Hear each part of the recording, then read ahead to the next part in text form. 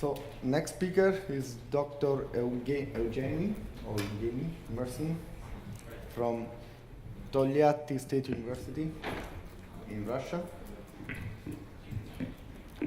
Please. Hello. Hello, dear colleagues. Thank you, Mr. Chairman, for introduction. And as follows from the title of my presentation today, I will talk about hydrogen embrittlement of low-carbon steel, and I will focus on the mechanism of hydrogen-assisted cracking and its features at X and in situ hydrogen charging. Important information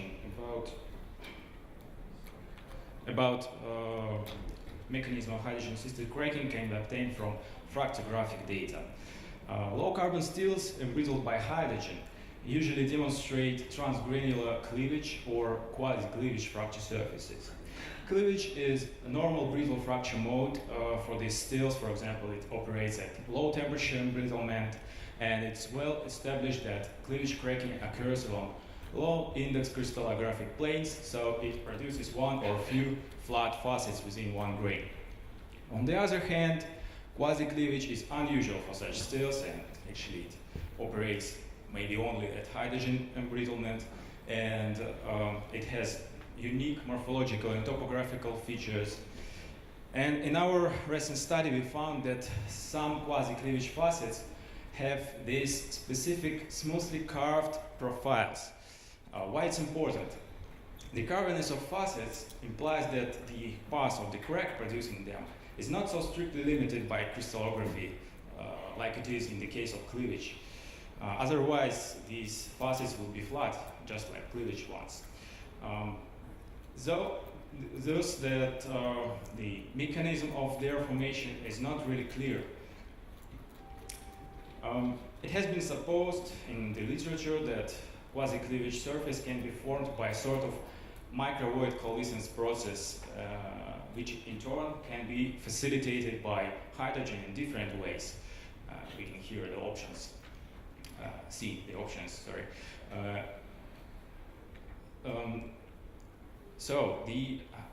Anyway, when a crack grows by coalescence of voids, it has much more flexibility to adjust itself to the local stress fields, and its path on the scale of grain should not necessarily be flat.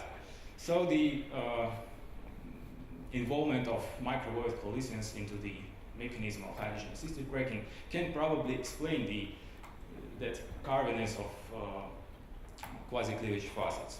But if hydrogen-assisted cracking is accompanied by the nucleation and coalescence of voids, it can be revealed by the side surface microscopic examination. So our intention was to clarify the formation mechanism of these facets by side surface microscopic observations.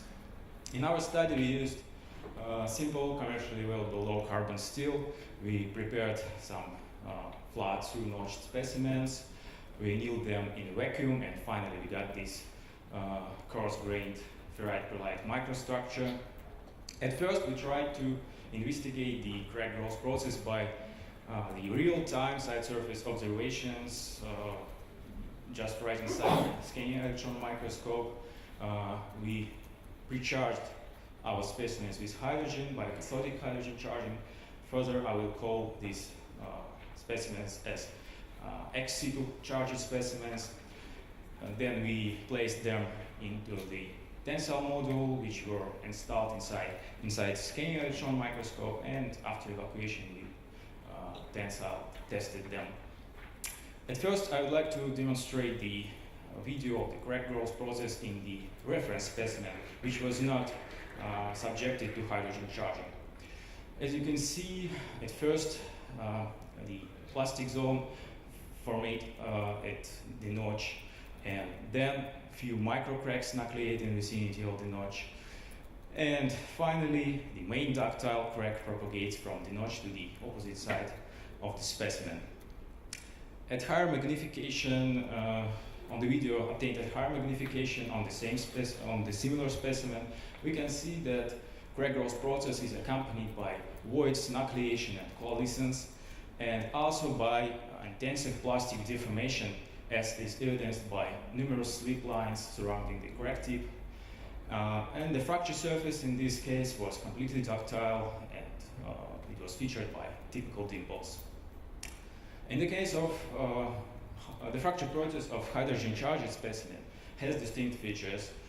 At first, the plastic zone is much smaller in the vicinity of the notch, and the micro cracks nucleate not only in the vicinity of the notch, but also at few other points on the side surface of the specimen. So the final fracture occurs much faster, and it occurs by coalescence and propagation of these microcracks. The fracture surface of hydrogen charged specimens contain so-called fish eyes, which are the round-shaped regions featuring by quasi-cleavage morphology and by secondary cracks or non-metallic inclusions in their centers. However, the problem is that fish eyes almost never exit to the side surface of the specimen. You can always see the thin streak of dimpled fracture in between the fisheye and the side surface of the specimen. So when you try to look at side surface, you can again see just simple ductile fracture featuring by the microwave coalescence process and plastic deformation, just the same as in the reference specimens. So the obtained results can be explained as follows. When the hydrogen charging is stopped, diffusible hydrogen rapidly evolves from the specimen surface, while the hydrogen trapped at non-metallic inclusions or at hydrogen-induced cracks retains in the microstructure. So at the beginning of the tensile test, we got regions of high hydrogen and stress concentration, which are actually the best starting points for hydrogen-assisted cracking. So when we start tensile test, the microcracks nucleate at these points and propagate radially, producing fish eyes. But when these fish eyes approach close to each other, the stress in the ligaments separating them becomes high enough to activate normal ductile fracture. So in this case, we have the ductile fracture strongly interfere with hydrogen-assisted cracking, and we can't be really sure what of these two processes we are really looking at and on the side surface.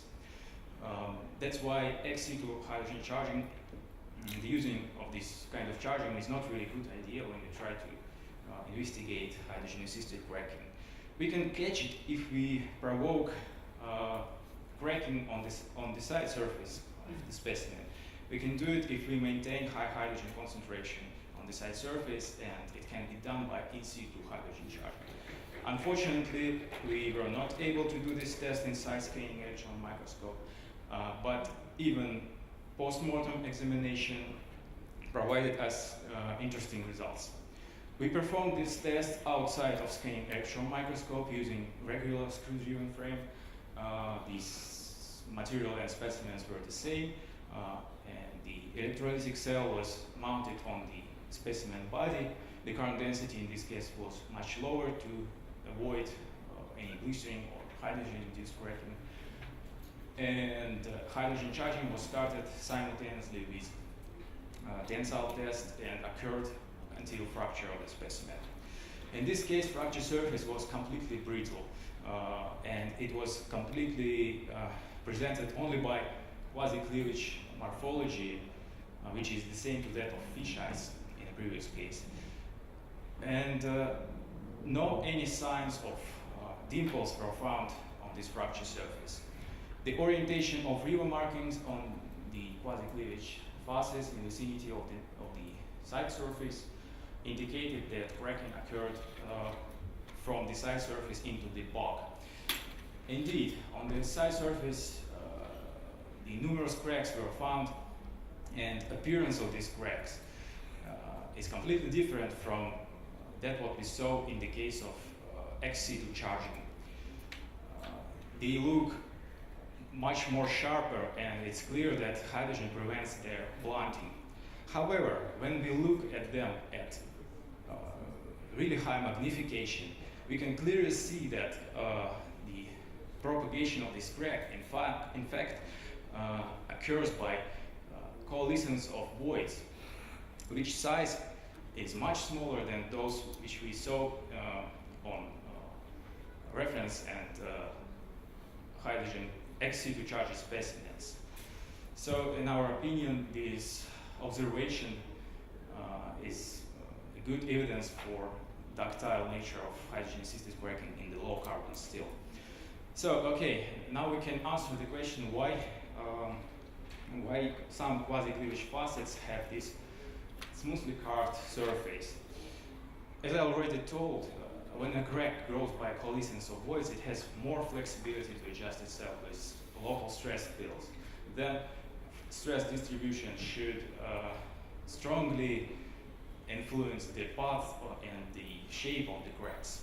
On the next slide, you can see the height map of the side surface of in situ charged specimen. The plastic zone under the fracture surface can be distinguished by the difference in height with undeformed part of the specimen. And you also can see the region of maximum strain as highlighted by blue color. And interesting that in this region, the most of the cracks have this characteristic S shape, which is very similar to the shape of profiles which we found in our previous study.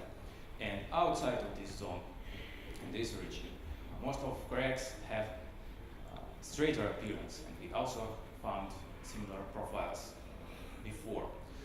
So the conclusion is that stress distribution indeed has strong influence on the path and shape of the cracks.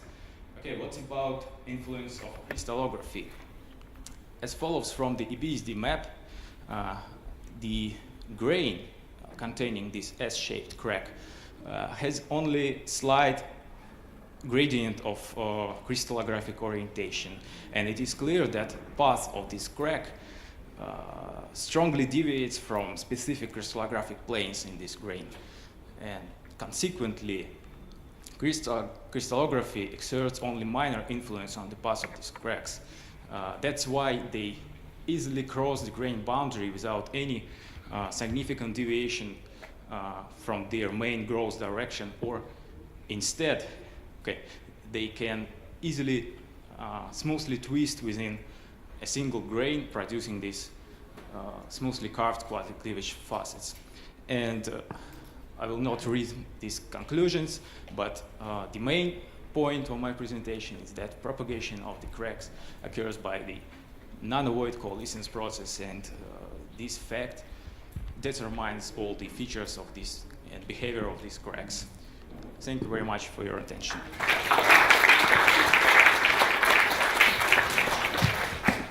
Thank you very much for your presentation. I have just 2-3 questions to start about the material. I didn't get which material you have? Low carbon steel. It was low carbon steel, just simple. Metallurgy. Sorry? What do you have? Ferritic, bainite. What do you have? Ferrite perlite microstructure. Right. It was annealed ferrite perlite microstructure. Just simple microstructure. Strength? No, it was not straight. No, strength. No, it was annealed. What strength you mean? It's about. I guess it's about 300 megapascals. Yield?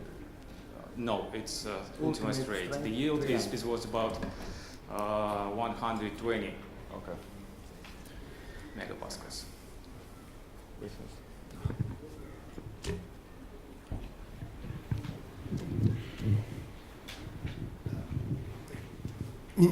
Most of the cracks that you showed are extremely sharp. Right. Only I saw one which you had kind of like nanovoid formation. It was. I mean, like these guys. I mean, here are very. Okay. I provided 2 regions of. Okay, but then you did the test inside electrolyte. No, this test was done outside of scanning electron microscope.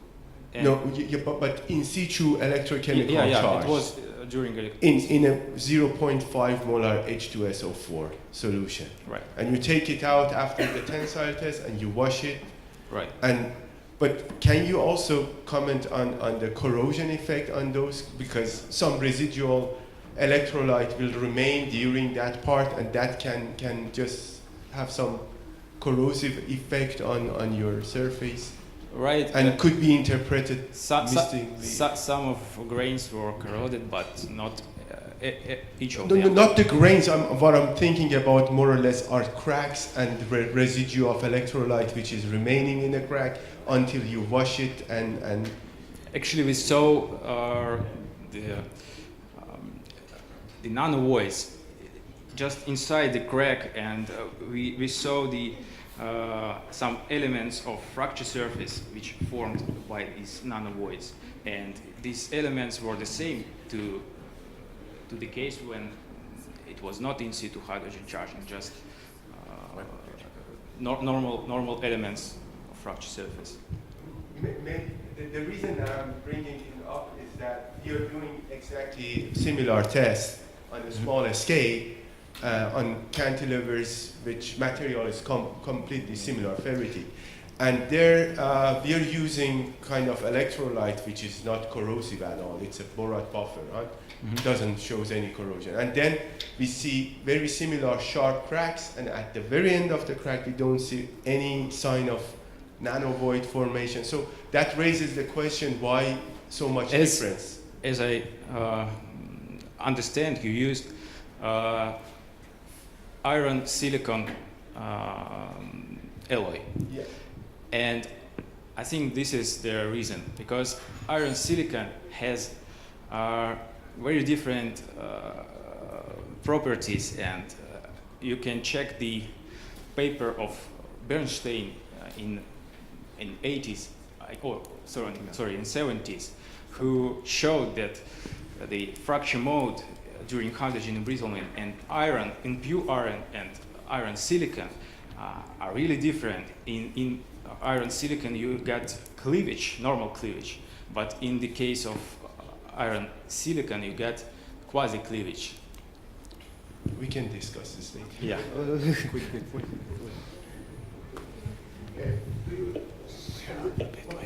High pressure hydrogen in nanovoids. High pressure hydrogen in nanovoid is considered as a factor of crack propagation. I'm not really sure about this. I'm not really sure about exact mechanism of formation of these pores. It's kind of our further research. For now, I just know that I see them. Yeah. All the question here are just to understand if what we see in terms of voids is what is really happening, or there is some other reason that determines the creation of the voids that are not related to the basic mechanism. But we can discuss. I think it's really interesting what you are showing. Really, really interesting. Much more than maybe you think. But I have to interrupt. I'm sorry. Yeah, because so thank you again for. Thank you.